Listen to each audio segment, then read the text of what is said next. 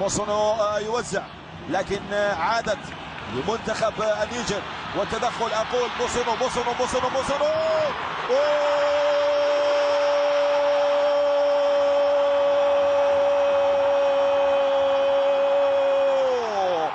ثاني اهداف المباراة، ثاني اهداف اللقاء. طريق ستيفان نجويما يحرر الانصار، يناظر الهدف الاول، والفرحة الهستيرية للرئيس الجابوني وبقية المتابعين من باقي الشخصيات الكروية والسياسية. نجويما اوندو ليس الاول، اوندو هو الثاني. اوندو بعدما سجل بيير الصخرة أوباميونغ يسجل اوندو.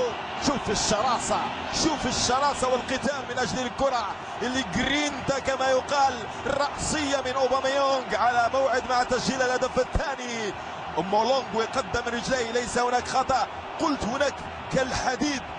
أرجل لاعبي منتخب النيجر ثقيلة، يعني الواحد لما يكون أمام اختبار صعب، أمام مسابقة صعبة، تثقل رجلاه.